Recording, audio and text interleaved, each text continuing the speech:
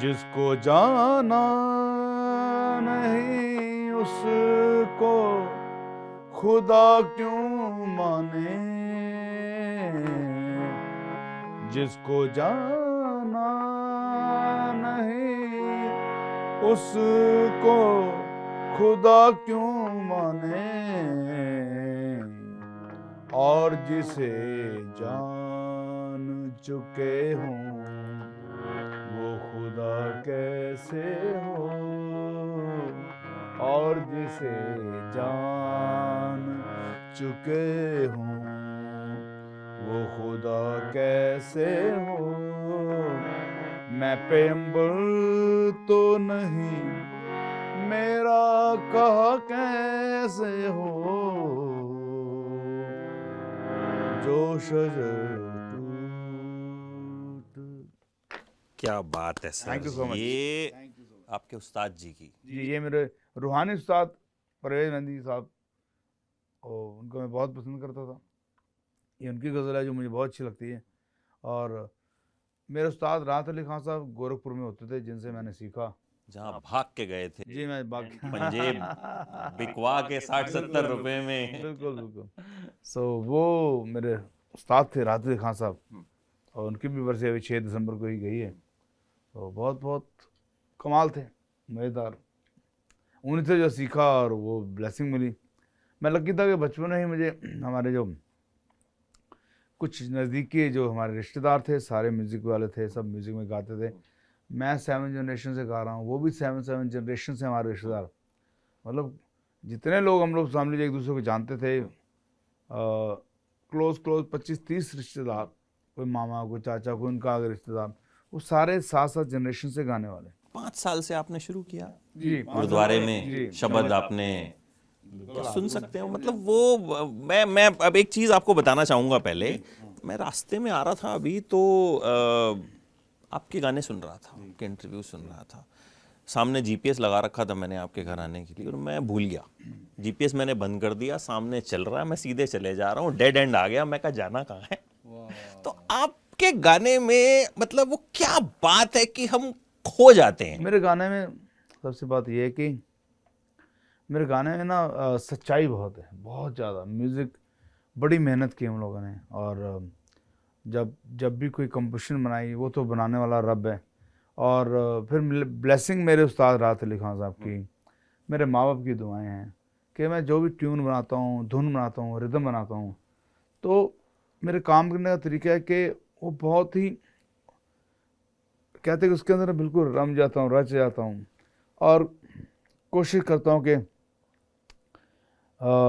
मेरे मन में हरदम यही सोच होती कि इसको मुंबई इंडस्ट्री ने सुनना है, बॉलीवुड ने सुनना है, मेरे काम को साउथ इंडियन म्यूज़िक ने सुनना है, AR रहमान ने सुनना है, और बहुत अच्छे MM करीम साहब जिनके लिए मैंने बाहुबली गाया 3 लैंग्वेज में, उन्होंने सुनना है। मतलब साउथ ने सुनना है, मुंबई दुनिया भर में सुनते हैं, दुनिया भर में। मेरे को लगता लंदन है वाले बहुत बड़े यू आर बियॉन्ड बाउंड्री। आप जो 4-5 लोगों से आपकी ना हरदम लड़ाई रहती है। मतलब आपने अगर विन करना है तो उनसे उनको ऐसा काम किया कि उनको अच्छा लगे। सिर्फ से लाहौर इंडस्ट्री है, बहुत बड़ी म्यूज़िक इंडस्ट्री है। लाहौर को, लंदन को, बॉलीवुड को, साउथ को, इन 4 चीज़ों को पहले देखना होता है कि मेरा गाना ऐसा हो कि जो सर चढ़ के बोले। उसके लिए मेहनत बहुत होती है। सो मुझे लगता है इसमें एक तो सच्चाई है और दिल से काम किया हुआ है, दूसरा राग बेस है, कोई इधर उधर की फालतू बातें नहीं है कि चलो भी जो गिमिक्स है फटाफट ऐसा वर्ड बोलो कि गाना हिट हो जाए, ऐसा नहीं। और फिर लैंग्वेज या बोल ऐसे हैं, पहले बात तो है ही पंजाबी बहुत ज़्यादा, और उसके अंदर फिर कोई बोल ऐसे बोल नहीं है कि जो थोड़े चीप हों, कि फटाफट लोगों को चढ़ के दिमाग पे। बोल भी आपको जल्दी समझ नहीं आएंगे, लेकिन इतने सादे होते हैं, हुक्रें इतनी सादे होती है, एकदम जुबान पे चढ़ जाती है। तो मुझे लगता है सर यही काम है। बाकी परवरदिगार की बड़ी बड़ी मेहरबानी कि आज हम लोग बिल्कुल 2022 के जाते हुए साल में आखिरी दिन मैंने किसी को भी कहा ही नहीं कि मैंने इंटरव्यू करना है। सच्ची बोले बिल्कुल नहीं, मैंने अपने काम करूँगा, लेकिन आखिरी हम काम कर रहे हैं, तो बड़ी खुशी हो रही 2022 के अंदर हम लोग आखिर में कर रहे हैं बातें, और लोगों तक ये जाएंगी, काम आएंगी। पर बड़ी मेहनत और शिद्दत से काम करते हैं। आज मेरे गाने को बोलो तारा को हो गए 27 साल, और बल्ले बल्ले को हो गए हैं ऑलमोस्ट 26 साल हो गए हैं, डरती रबरों को भी 26 साल हो गए हैं, नाना नारे को भी, अपना सड़ना रहोगे ऐश करोगे उसको तकरीबन उसको भी 26 साल हो गए, बच्चन साहब से मैंने काम किया। फिर एक तुनु तुनु गाना है, उसको 22 साल हो चुके हैं। पर खुशी की ये बात है कि अब आज की दिन भी अगर मेरी बेटी अजीत कौर मेहंदी, जो नवराज हंसराज हंस जी के बेटे से शादी है, तो वो उनका शो आज करजत में है। तो सुबह आज 10 बजे उसका फ़ोन आया, पापा जब बिजी तो नहीं? मैं कहा नहीं। मैं कहाँ पे हो? बोलते वो तो छोड़ो, मैं बताती हूँ, मैं वीडियो कॉल करती हूँ। वीडियो कॉल किया तो मेरा गाना बज रहा था, साढ़े नाल रहोगे, तो वहाँ पे लोग नाच रहे हैं करजत में। बोले कि पापा जी हम जहाँ भी जाते हैं वो खुद शो करते हैं, एक शो कर रहे होते हैं पर वो खुद गा रहे होते हैं, और उस शहर में 50 लोगों को वही गानों की आवाज़ आ रही होती है। तो मैं बहुत बहुत बहुत लकी हूँ, खुश हूँ। सर एक गाने होते हैं जो यहाँ लगते हैं, आपके गाने मुझे लगता है यहाँ से यहाँ हर जगह लगते हैं। मतलब मेरे जैसा बंदा कभी शायद डांस नहीं करता, बट लेकिन जब आपके गाने बजते हैं ना तो एक अलग करंट, एक अलग मतलब कुछ हो जाता है। तो हो सकता है मैं एक आधा सवाल भी अपना भूल जाऊं क्योंकि आप बैठे हैं साथ में। सर वो शब्द अगर सुना दें तो मतलब वो एक साल का एंड एक बड़े शानदार नोट पे होगा।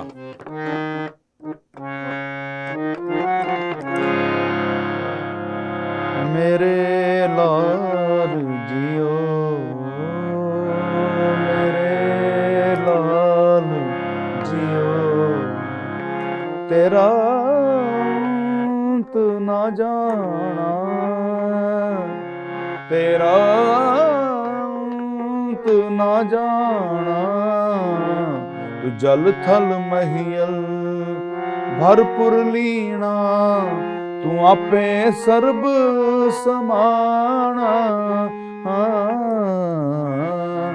मेरे लाल जियो। 5 साल का था। मेरे फादर अजमेर सिंह चंदन, श्री अजमेर सिंह ने जब मुझे शब्द सिखाया था, तो जब मैं गाता था तो मैं सोचता था कि मेरे पापा ने मेरे लिए कुछ बोला हुआ है कि मेरे लाल जियो तेरा अंत ना। मैं तो कि लाल मेरा, मुझे कह रहे कि शायद मैं उनका बेटा हूँ, मेरे लिए बनाया उन्होंने। बाद में समझ आया जब 15-16 साल का हुआ कि वो शब्द है, गुरु नानक साहब कहते हैं कि परमात्मा को बोले कि हे मेरे लाल, लाल माणक जवाहर, तो हे मेरे लाल, तेरा अंत कोई नहीं जान सकता, तू जल थल महियल, जल में थल में हर जगह भरपूर लेना, हर जगह तू समाया हुआ है, तू आप पे सर्व समाना, तू कण कण में रोम रोम में सब जगह समा रखा है। तो वो 15 साल में पता लगा, लेकिन मैं जब मैं गाता छोटा था मैं बहुत खुशी से गाता था कि मेरे पापा ने मेरे लिए बनाया, मेरे लाल जियो। तो ये मेरा पहला शब्द था। और मुझे याद है अभी तक गुरुद्वारा धनबाद बिहार, और अब तो झारखंड हो गया, धनबाद में बैंक बोर्ड में बहुत गुरुद्वारा बहुत अच्छा था, और उसमें कम से कम ऑडियंस जो है संगत 250-300 बैठती थी। उस दिन तो पूरा भरा हुआ था हॉल, बाहर भी लोग थे। तो जब मैंने पहले परफॉर्म किया था, मुझे एक तो डर बिल्कुल नहीं लगा, मेरे फादर साहब की मेहरबानी के ऑडियंस का डर पहले निकाल दिया, और लोगों ने बहुत एंजॉय किया। तो मुझे अभी भी वो दिन याद रहता है। ये मेरी बात के मेरे ख्याल 1972 की बात है, 72 में मैंने गाया, और मुझे वो याद है, माहौल, वहाँ के फूल, वहाँ का बाहर का दफ्तर, ये सारी चीज़ें।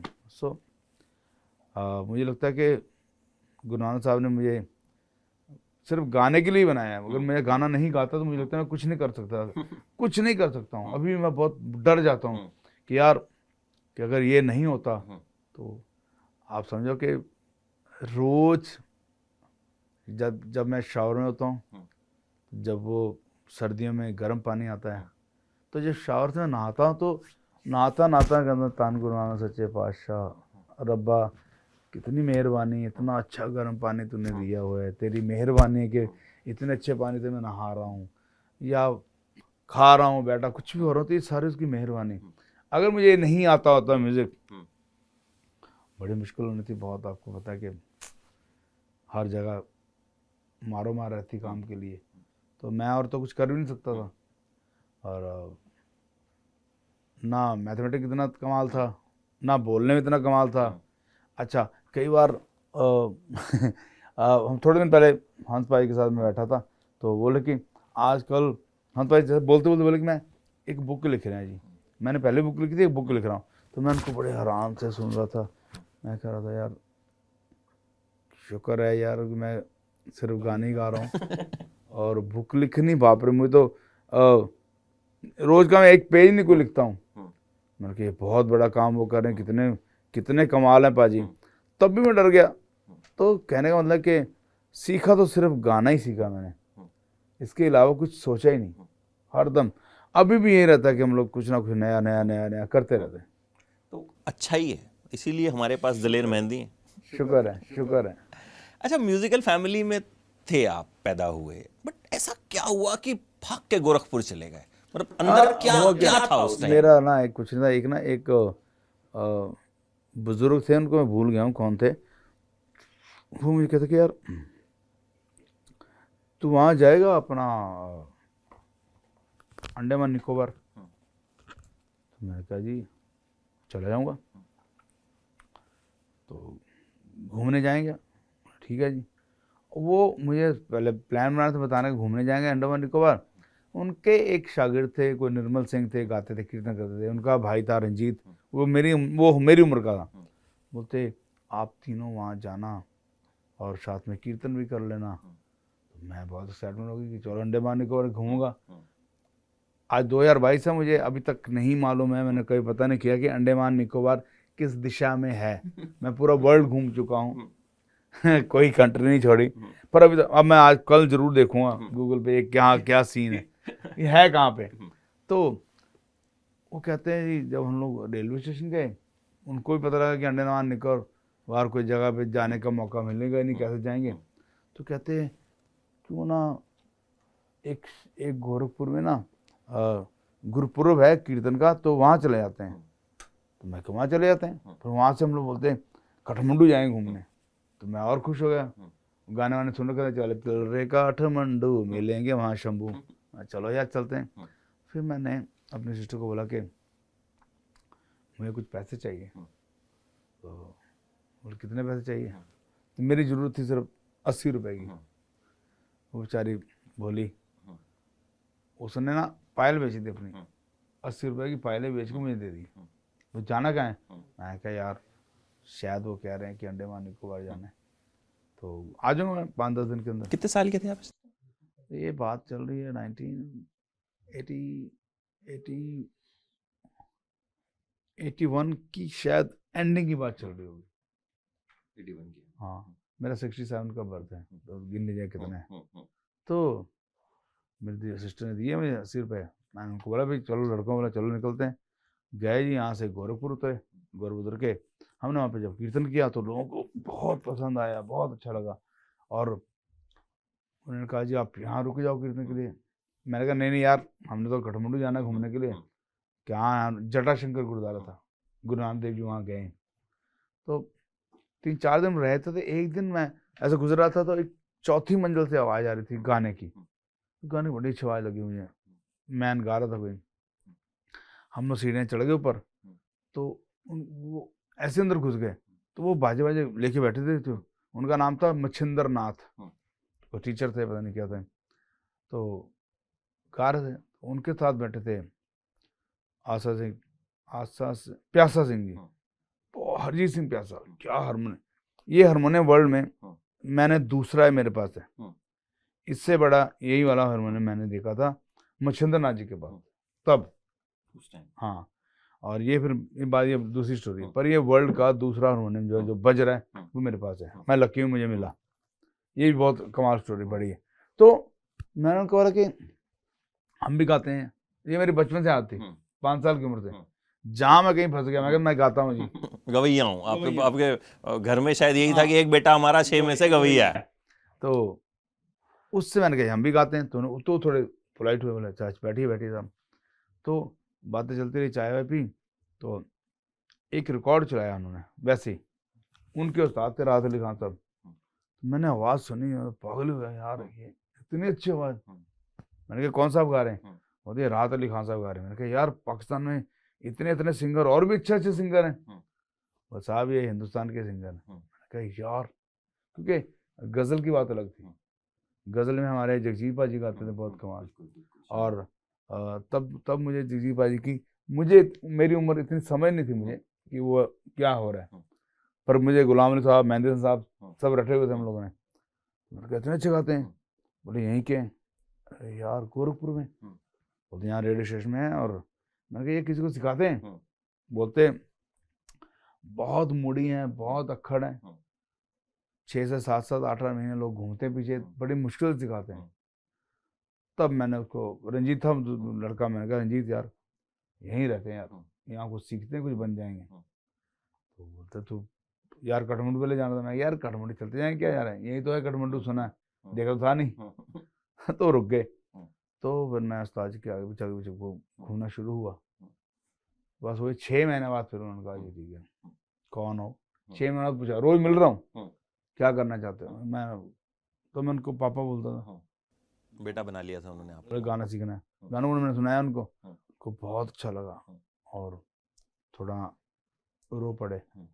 वो मेरी अम्मी को बोलते हैं, अपनी वाइफ को, कि अख्तरिया तो कहती थी हमारे यहाँ बेटा नहीं, ये देख हमारा बेटा रब ने भेज दिया, ये तेरा बेटा आज से। तो इस तरह मेरी तकदीर खुल गई, बहुत मजा आया, बड़े मस्ती वाले किस्से हैं। तो वो इस तरह गुरुकुल में रख के मैंने फिर 83 की बस अभी बिगनिंग होने वाली थी। मैंने एक दिन मैं पार्क में बैठकर रो रहा था अंधेरे में, तो ढूंढते कहाँ आगे मेरे पास, क्या हुआ? देखा तो रो रहा है। रो रहा हूँ। क्यों रो रहे? मैंने कहा आपने मुझे बेटा बना रखा है और सिर्फ उल्लू बनाते हो, गाना वाना सिखा नहीं रहे। और अच्छा क्या सीखना है? मैंने कहा जो सीखना था वो गज़लें, तो सिखाता दूँ। मैंने कभी बैठ कर नहीं सिखाया, एक लाइन आपने मुझे 6 महीने लगा दिए। और तो चाहता क्या है? मैं चाहता हूँ, सामने बस स्टॉप था, वहाँ पे होर्डिंग लगती किसी की, मैं चाहता हूँ कि मेरे इस तरह मेरे पोस्टर लगने चाहिए, ये दिलेर सिंह, उसमें मेरा नाम दिलेर, हाँ वो उस पे आएंगे कि मेहंदी कैसे हुआ। हाँ दिलेर सिंह होना चाहिए, ये उन्होंने गाया, ऐसा गाया। अच्छा बेटा हंसने लग गया, बेटा ये तो तेरे बाप के साथ नहीं हो रहा है। मैंने कहा नहीं हो रहा लक्ष्य, आप मेरे उस्ताद सिखाओ तो सही, क्या चाहता है? मैंने कहा जहाँ जाऊँ बस ट्रैफिक जाम, लाठी चार्ज हो कि दिलेर सिंह शहर में आ गए हैं।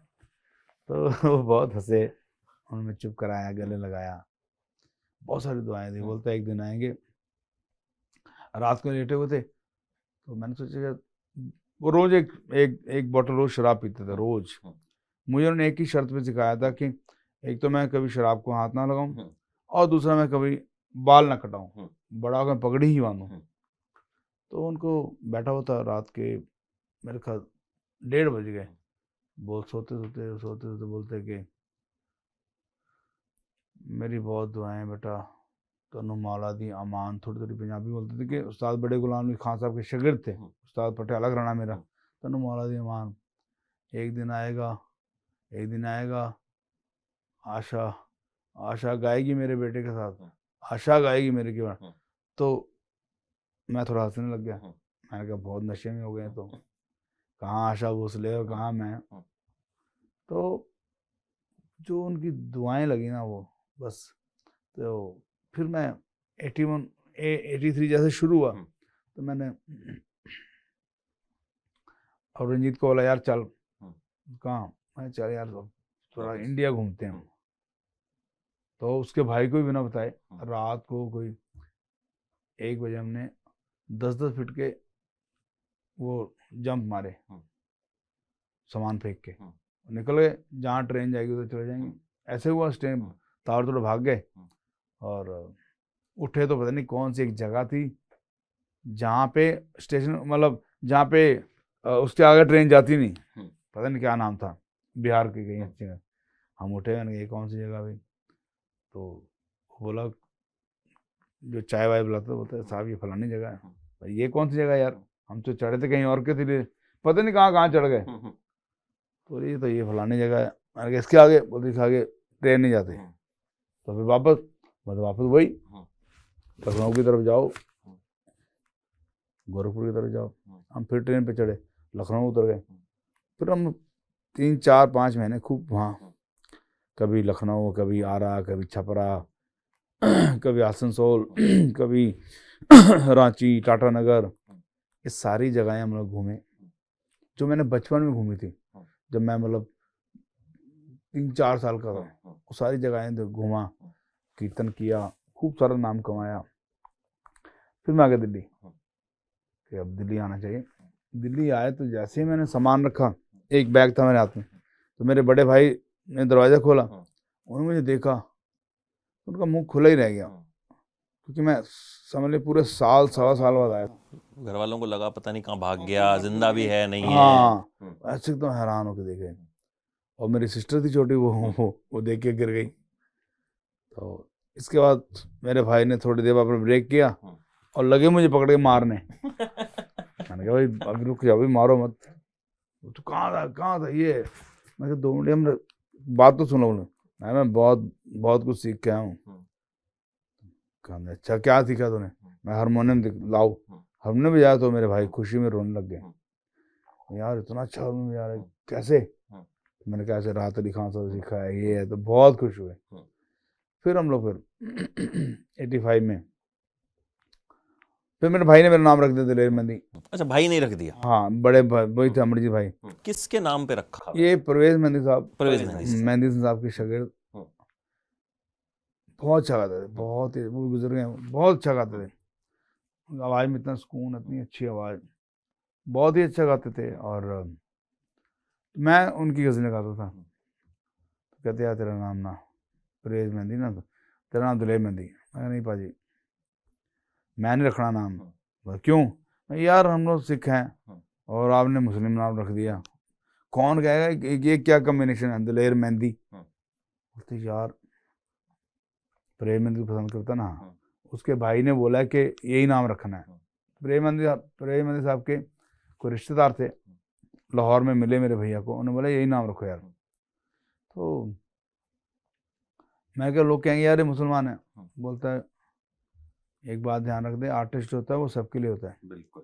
कोई मुसलमान, कोई सिख, हिंदू, कुछ नहीं। आर्टिस्ट आर्टिस्ट है। तो ये बहुत अच्छा नाम है, तो मैंने रख लिया। वाह कितना बड़ा नाम हो गया, तो बहुत पसंद आया। फिर 85 में हम चले गए यूएसए, 86 में, 86, 87 कैलिफोर्निया, सैन फ्रांसिस्को।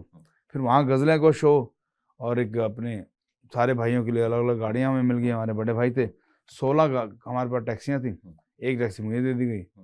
बस खूब फन किया वहाँ। लाइफ ने और कुछ सीखा, जाके बर्कले यूनिवर्सिटी में थे तो बहुत कुछ सीखा वहाँ पे। अच्छा खाना क्या होता है, पहनना क्या होता है, गाड़ी क्या होती है, हॉर्स पावर क्या होती है, ये सारी चीज़ें हमें छोटी उम्र में ही मिल गई। तो लोग तो अब देखते ना गाड़ियाँ, उनको लगता ओहो, तो हमने तो मतलब छोटी उम्र में अच्छे खाने, अच्छे गाने, अच्छा पहनना, वो सब मिल गया, सब हो गया। फिर मैंने कहा यार मुझे अब नाम कमाना है, क्योंकि बचपन से मैंने गाना ही, तो मुझे लगा कि मुझे नाम कमाना है। मेरे मन में ये था कि मैं अगर इंडिया जाऊंगा तो ही नाम होगा। तो मुझे ये नहीं पता था कि मैं बोलो तारा लगाऊंगा, गज़ल था मेरे पास। वो दारा सिंह जी थे, उनके साथ बहुत प्यार था हमारी फैमिली का, बड़े भाई का।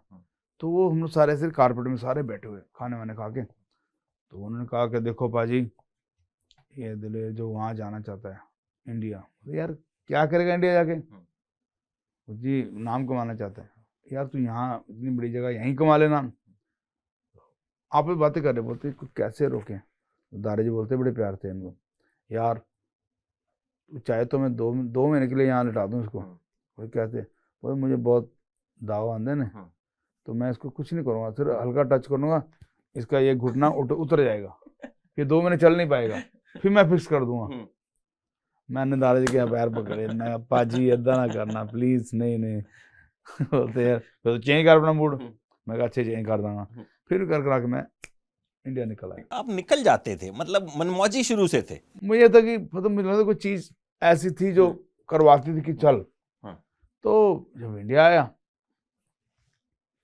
इंडिया आके एक सेल फिर सारी फूकें निकल गई। हाथ में एक डायमंड रिंग थी, चेन थी गोल्ड की, कैमरा था मेरे पास, और वो धीरे धीरे सब चीजें बिक गई। चेन भी बिक गई, कड़ा भी बिक गया, हीरा डायमंड भी बिक गया।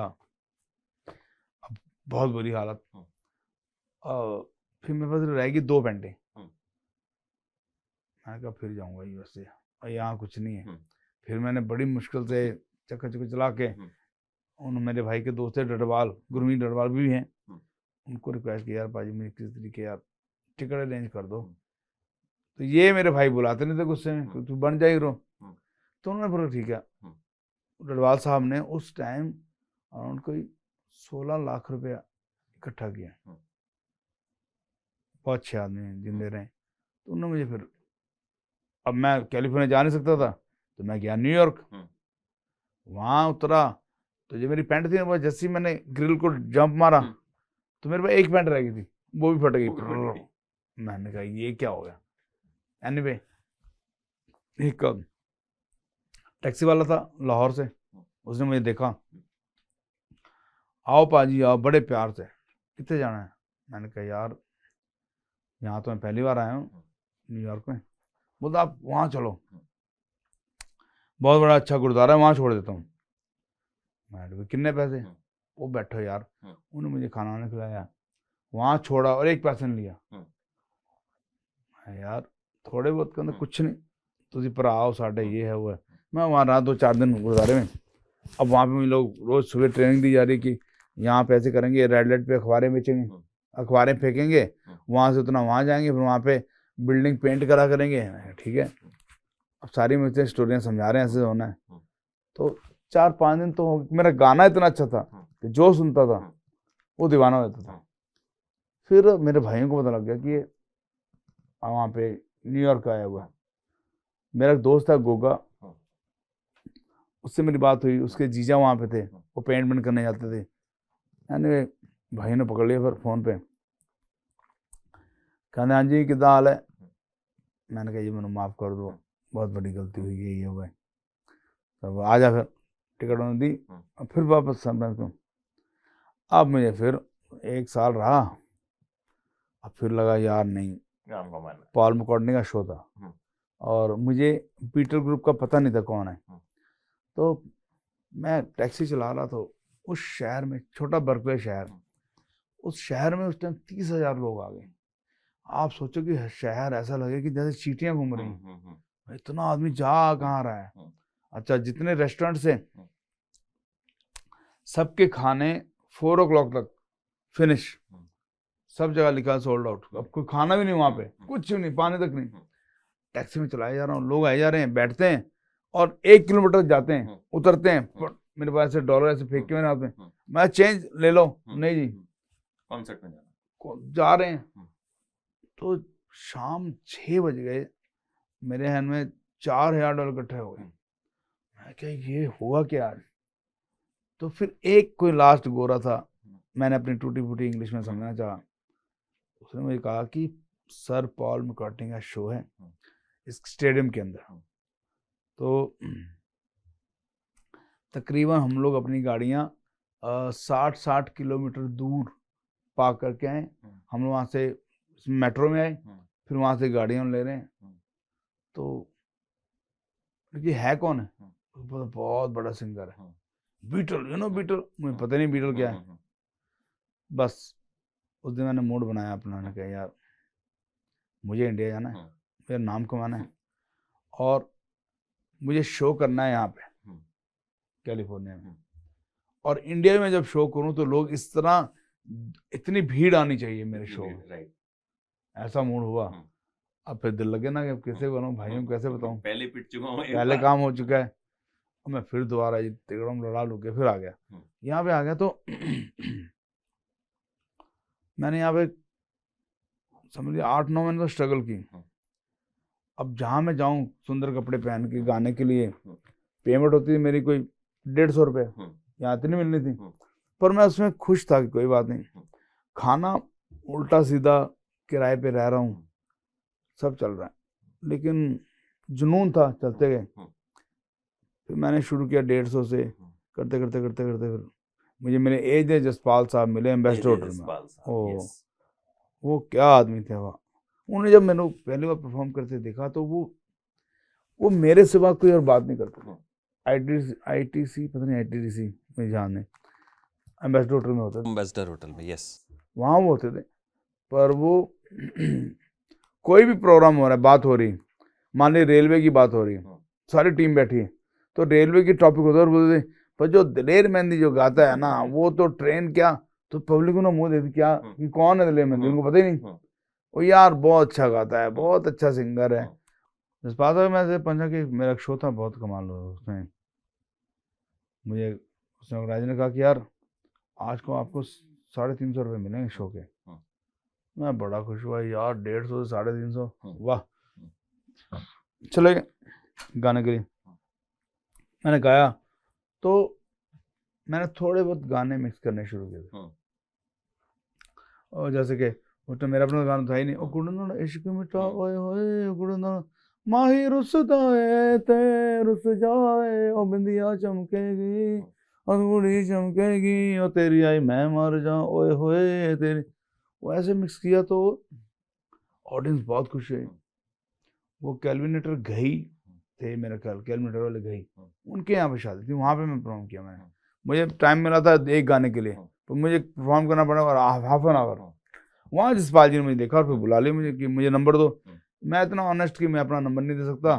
मैंने कहा जिन्होंने भेजा उनका नंबर ले लो आप। बोलते नहीं फिर भी आपका नंबर चाहिए। कर करा के 4 दिन बाद मैंने नंबर दिया, तो बोला आप मुझे मिलने आओ। मैं मिलने गया, उन्होंने कहा ऐसा कि ये लिख लो 10 शो ले लो अपने। मैं बड़ा खुश, 350 साल से 10 शो। बोलते क्या उस दिन मैंने आपको 1000 रुपया दिया था, आपको मिल गए थे? मैंने कहा, मैंने देखा 10 शो 10,000 रुपया।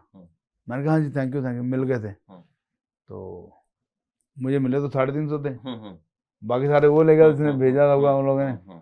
तो मैंने कहा यार उसका शुक्रिया, ये क्यों बोलूँ कि मुझे नहीं मिले। मैंने कहा मुझे मिले, थैंक यू जी। वो 10,000 मीन्स वाह, चक्कर ही आ गए मुझे, क्योंकि बहुत ज़्यादा मुश्किल चल रहा था यहाँ पे काम। तो वो मैंने शो किए, वो बड़े कामयाब हुए। तो एक लेडी थी बेदी नाम की, उनके यहाँ बर्थडे था, नहीं उनके बेटे की शादी थी बेदी। ऐसा भी किस्सा मैंने सुना कि कोई बर्थडे था वहाँ पर आपने मिक्स किए थे बड़े। सैनिक फार्म के अंदर मैं वहाँ गया, तो जाहिर है सैनिक फार्म में थे वो, उनका स्टाइल थोड़ा बहुत हैवी था बात करने का। मैं बैठा कोने में, तो देखिए ऐसी कैस्टें निकाली उन्होंने, राजेश खन्ना हिट, राज कपूर हिट्स, ऐसे बच्चन साहब हिट्स, ऐसे में ढेर पकड़ा दिया। बोलती ये कैस्टें सारे गाने याद कर लो।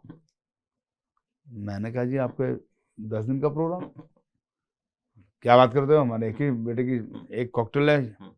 तो मुझे लगा कि यार अच्छा, मैं थोड़ा घबरा गया क्योंकि मैं गज़लों वाला आदमी था और हिंदी गाने सुनता तो था लेकिन इतना सीरियस नहीं गा पाता था, क्योंकि मेरी आवाज़ गज़लों जैसी थी।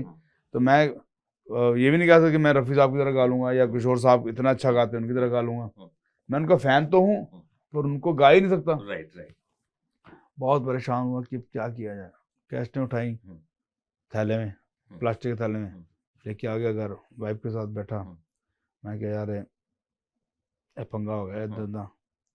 क्या हुआ? मैंने कहा ये इतने गाने पकड़ा दिए हैं। अच्छा, मैंने कहा जैसे मैं लिखने वैसे ही थोड़ा परेशान, अब मैं कहाँ लिखूं, कैसे गाऊं, क्या करूँगा। बस फिर शादी में थे उनके भी 10-15 दिन, मैंने एक हफ्ते में बस मैंने कहा यार अपना वही काम करते हैं। मैं मेरे बड़े भाई अमरजीत भैया, रंजीत सिंह यूएसए में अभी हुआ है, हम सब मिलकर ना गाने मिक्स करते थे। मैंने कहा एकदम दिमाग खनका, पर जो मिक्सिंग वो करते थे उससे भी अच्छी मिक्सिंग मैंने एक राग बेस में, मैंने एक रिदम एक राग में शुरू कर दी। बस मैंने शादी से उनके एक हफ्ता पहले ही बोलते कितने बिजी लोग हैं। मैंने पापा जी को बोला, पापा जी ये तो कम से कम 6,000 रुपये चाहिए एक शो का, क्योंकि ये इनका काम है। सॉरी, एक 6,000 रुपये चाहिए पापा जी, क्योंकि ये बहुत मुश्किल काम है। बोले अच्छा यार जैसा तेरे को अच्छा लगे तो कर दे। मैं कहा 6,000 रुपया में ग्रुप भी जाएगा और लाइट एंड साउंड भी 6,000, सब कुछ 6,000 के अंदर होगी। हमने लेडी को बोला, पापा जी ने नहीं जसपाल जी ये तो बहुत महंगा हो जाएगा, ये बहुत महंगा हो जाएगा। तो वो जसपाल, यार तुम दलेर मेहंदी बुक कर रहे हो कि घोड़ी बुक कर रहे हो? बोले क्या मीन्स? बोले क्या महंगा हो रहा है, क्या महंगा? बोलेगा दलेर मेहंदी इतना बड़ा नाम, ये वो ना दलेर मेहंदी और लता मंगेशकर, समझ आ रही बात? तो लेडी मुंह देख रही पापा जी का, मैं भी देख रहा हूँ पापा बोले क्या जा रहे हैं। तुमको पता नहीं है, या गुरदास मान या दलेर मेहंदी। वो फिर देख रही कि क्या किया जा रहा है, गुरदास मान या दलेर मेहंदी, कहाँ ये आदमी बैठा है, कहाँ गुरदास मान ले 1 लाख रुपया। तो कर करा के जी पापा ने कहा इससे कम नहीं होगा। बड़ा दुखी हो गया ओके जी। पर जब मैंने शो किया, वो बस जितने लोग आए थे ना, उनको लग रहा था या तो उन्होंने पागल हो जाएंगे या दिमाग फट जाएगा, क्योंकि सारे गाने मैंने कर दिए, कोई छोड़ा नहीं, मिक्स किया था, एक सारे गाने मिक्स किया, खूब डांस, खूब मस्ती। उस चीज को जो मैंने शुरू किया, आज मुझे खुशी है कि उसी चीज को सारी इंडस्ट्री फॉलो करती, चाहे इंडिया हो, बॉलीवुड हो, पाकिस्तान हो, और उसी चीजों को गाते हैं, सेम गानों को गाते जो मैंने रिमिक्स किए। वो एक नया दौर शुरू हुआ। फिर मैंने पीछे मुड़ के देखा। कजाकिस्तान गए थे फिर आप? हाँ, कजाकिस्तान में गया 94 में, वहाँ पे लकी हो गई मुझे। और वहाँ पे हमने समझ लो कि वर्ल्ड कंपटीशन था, जिसके चाइना नंबर 1 पे आया, 2nd हम लोग आए। और वहाँ पे फिर जब मैं सड़क पे घूमता था तो लोग मैं देख के थे बल्ले बल्ले सब रशन करते थे, तो एक नई पहचान मिली। और हम डुर्रा करते थे, उसको भी सब नई पहचान मिली। वो करके आए। फिर तब हमारा शो मतलब काफ़ी महंगा हो चुका था, मतलब हमें किसी चीज़ की जरूरत नहीं थी, हम बहुत बिजी हो गए, बहुत बिजी। तो मुझे मिले जवाहर बातल, बहुत प्यार, अभी आज भी सुबह मेरी बात हुई उनसे बात हुई, कहते यार दलेर, मैंने यार कुछ करना है, बड़ा काम करना, बस एक बार हो जाए मस्ती। करते करते बोलते कुछ गाने को नहीं बता। मैंने बोलो तारा राय सब गाने किए। तो फिर मैग्ना साउंड के साथ मेरी मीटिंग रखी। मैग्ना साउंड के जो शशि कुमार थे, बहुत स्टाइलिश आदमी, यहाँ हयात में वो ठहरे थे स्वीट में, मैं उनको मिलने गया। और स्टाइल तो मैं भी बहुत ज़्यादा था स्टाइलिश, क्योंकि टर्म में मैंने स्टाइल शुरू कर दिया था ये वाला। और मैं ये था कि रहो हरदम किंग की तरह, अच्छे राजा की तरह। तो जब मैं गया वहाँ पे, उन्होंने मुझे देखा, गाना सुना नहीं, गाना सुनने से पहले ही बोला कि ये जो जेंटलमैन बाहर, मैंने इसको देखा है, ये कुछ करेगा, इसको प्लीज साइन करो जल्दी। तो बहुत सारे लोग, 40 लोग आए थे, 40 में सबसे पहले मैंने साइन किया। फिर मैंने गाने बताए, मैंने गाना दिया, मैं डर दी रब रब कर दी, उनको बहुत अच्छा लगा। पर गाना फर्स्ट वो दिया था, पर हुआ पहले बोलो तारा।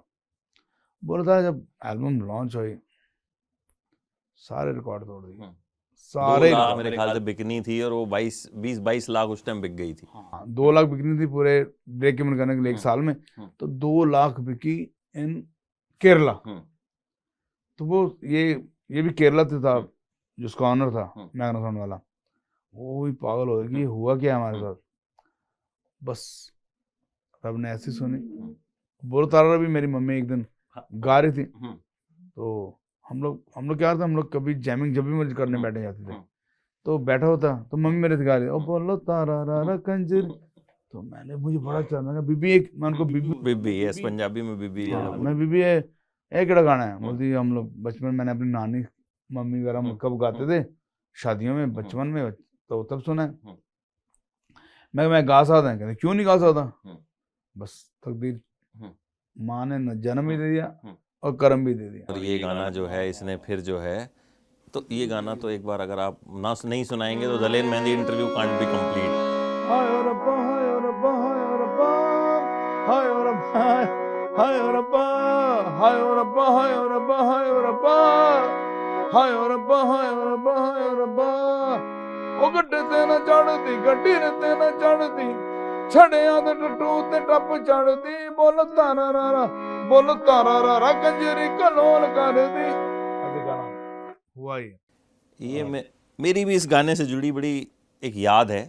मेरे ताऊ जी के घर में जब हम जाया करते थे, तब छोटे छोटे गाने एज अ एड चलते थे। तब ऐसा तो था नहीं कि यूट्यूब है या, तो जैसे ये गाना आता था तो सबके बीच में उनके कंपटीशन चल रहा था, कौन पहले नाचेगा। तो जैसे ये गाना आता था तो वो नाचना शुरू कर देते। तो हम पूछते थे यार ये क्या है, अरे ये पता नहीं, दलेर मेहंदी का गाना आया, ये हम मतलब कंपटीशन कर रहे हैं।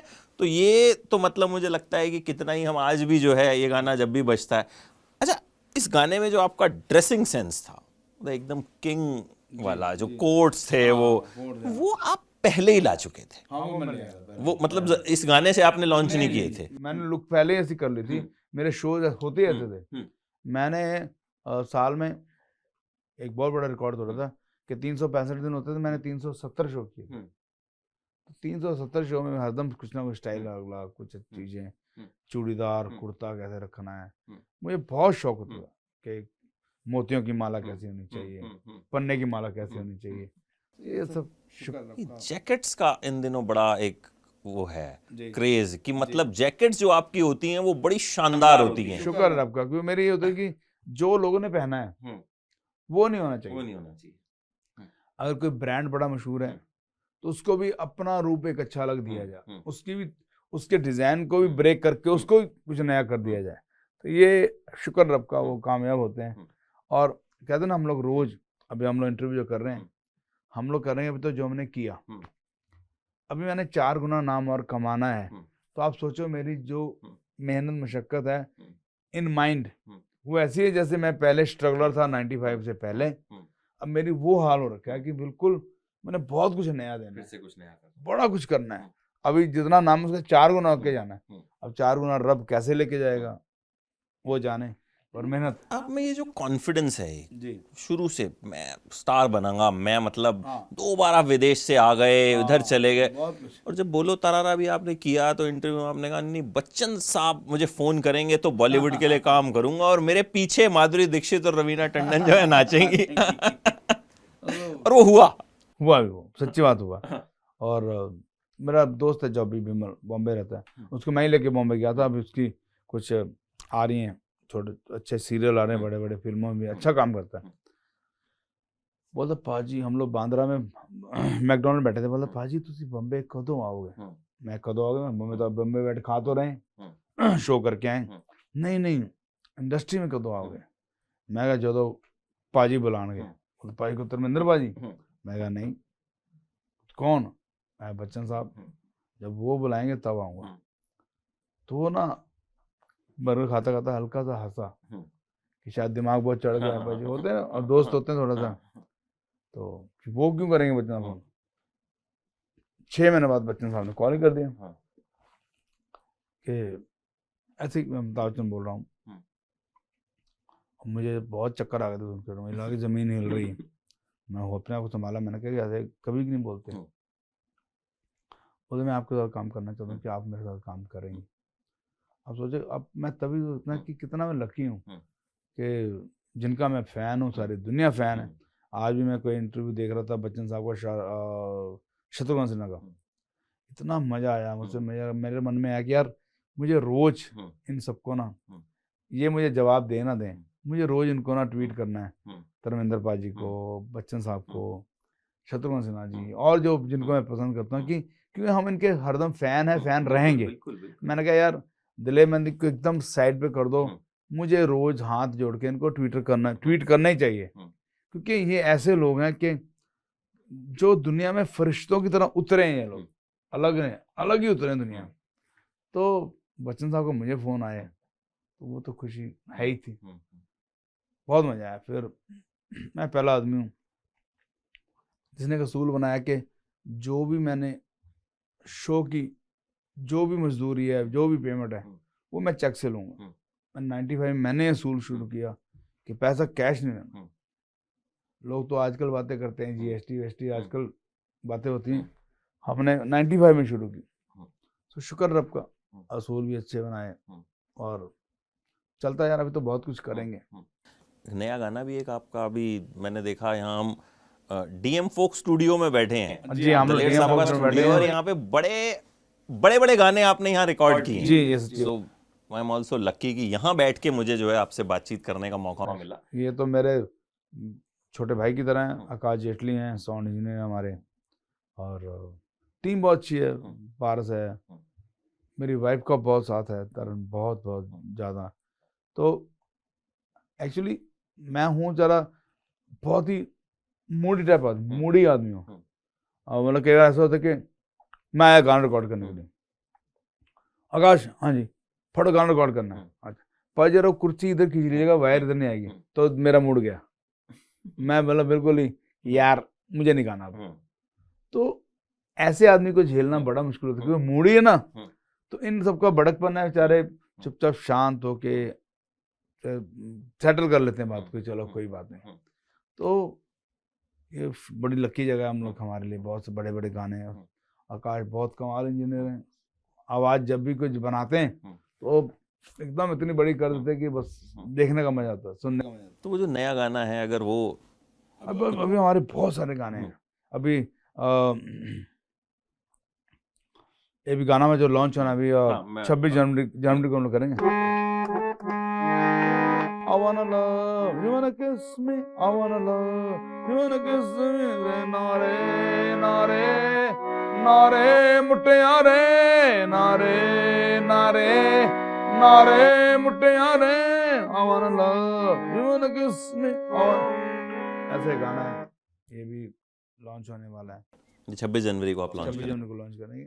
नया साल इसी से शुरू होगा। मेरा नहीं, नया साल इससे शुरू है। मेरे ख्याल मेरा एक 20 जनवरी को गाना 20-22 को रिलीज हो रहा है जी में। फिल्म का नाम है शतरंज। उसमें मेरा गाना, इसमें मैंने फीचर भी किया, वो गाना लॉन्च हो रहा है।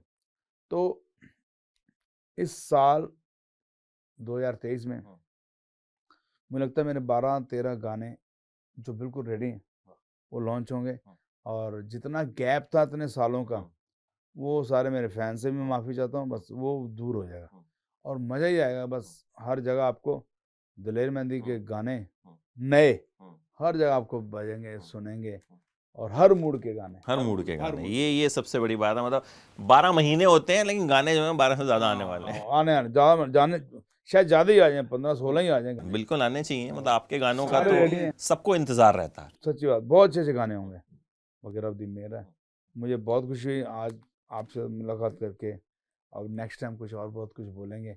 बहुत मतलब हमारे इंटरव्यू की सीरीज अरे वाह, क्या बात है। मतलब मैं तो क्या नाम है, बातचीत करते करते जो इतनी देर हो गई, लेकिन मुझे लग रहा था बस आप बोलते जाओ बोलते जाओ। नहीं, मेरी तो आदत है, मैंने तो हम लोग क्या, एक तो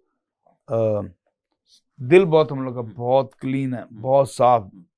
तो उसमें क्या है, हमने ये नहीं देखते कि सामने जो आया उसको टपाना है या क्या करना है।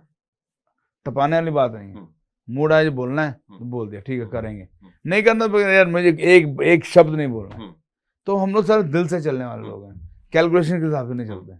तो वो दिल का ही कनेक्शन था। मतलब आज क्योंकि 31 है तो मेरा पहले सुबह था कि कहीं कुछ प्लान करते हैं, कहीं चलते हैं। फिर 11 बजे करीब मुझे पता चला कि आज आपका इंटरव्यू हो सकता है। मैं कहा यार बाकी चीज़ें छोड़ो, मैं निकल गया था घर से। बहुत सारे चैनल को मना किया। तो थैंक यू सो मच।